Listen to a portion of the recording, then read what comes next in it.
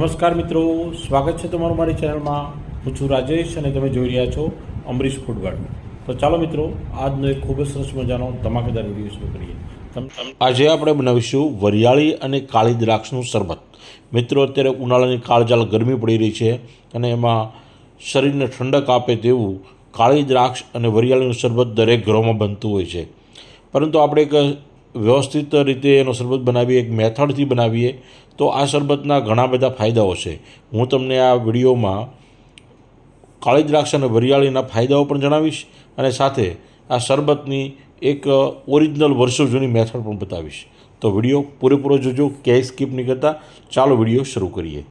તો મિત્રો, આપણે એક કાચના બાઉલમાં 1 કપ કાળી દ્રાક્ષ લઈશું અને તેમાં એડ કરીશું અડધો કપ વરિયાળી અને તેમાં એડ કરીશું અડધો કપ સાકર। વરિયાળી અને સાકરનું પ્રમાણ એક સરખું રાખવાનું છે, કાળી દ્રાક્ષ થોડી વધારે રાખવાની છે। અને હવે આમાં 1 લીટર પાણી એડ કરીને એને ઓવરનાઇટ અથવા તો 4 થી 5 કલાક માટે પલાળી દેવાનું છે। કાચના બાઉલને ઢાંકણ ઢાંકીને સાઈડ ઉપર રાખી દેવાનું છે। 5 કલાક પછી આપણે ખોલીને જોઈએ છીએ તો કંઈક આવું દેખાય છે।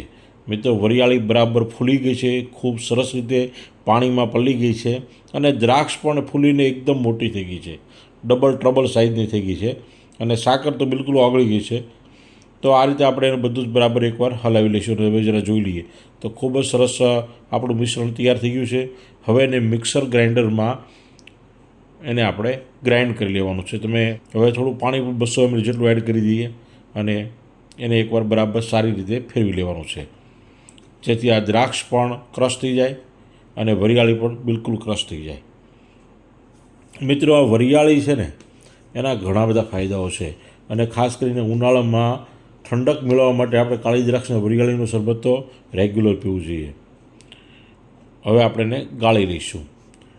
તો એક તો નેચરલ સુગર એમાં છે, એનર્જી બૂસ્ટર છે, આયર્ન અને કેલ્શિયમ પણ સારા પ્રમાણમાં છે અને પલાળીને શરબત પીવાથી ન્યુટ્રિશન વેલ્યુ પણ વધી જાય છે। હાઈ બ્લડ પ્રેશર કંટ્રોલ કરે છે, વિટામિન બી અને વિટામિન સી હોવાને કારણે ઇમ્યુનિટી વધારે છે। બાળકોમાં માનસિક વિકાસમાં પણ ફાયદો થાય છે, તો બાળકોને પણ ખાસ કરીને વરિયાળી અને દ્રાક્ષનું શરબત સાકર નાખેલું આપવું જોઈએ અને બ્લડમાં હિમોગ્લોબિન પણ વધે છે, મસલ્સ તથા હાડકાં પણ મજબૂત બનાવે છે, એસિડિટીમાં પણ ફાયદાકારક છે, વાળને સુવાળા અને ચમકદાર બનાવે છે, પાચન તંત્ર મજબૂત કરે છે, ભૂખ વધારે છે, ગેસના દર્દી માટે પણ ફાયદાકારક છે, કબજિયાત દૂર કરે છે અને કફ માટે પણ ઉપયોગી છે।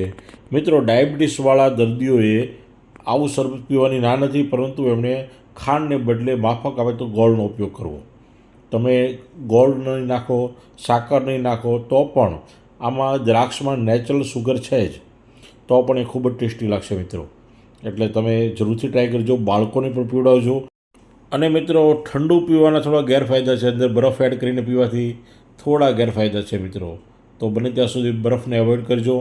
એમને તમે ફ્રીજમાં થોડું ઠંડુ કરીને પીજો અને ઠંડુ ના કરો અને આ રીતે પણ તમે પીશો તો પણ તમને ખૂબ જ ભાવશે, ખૂબ જ ટેસ્ટી લાગશે। મિત્રો, તમને મારો વિડીયો ગમ્યો તો મારા વિડીયોને લાઇક કરજો, વધારે ગમ્યો તો સબસ્ક્રાઈબ કરજો, આથી વધારે ગમ્યો તો તમારા તમામ મિત્રોને આપણો વિડીયો શેર કરજો। આવી રીતે મળતા રહીશું નવા વિડીયો સાથે। જય હિન્દ, જય જય ગરવી ગુજરાત।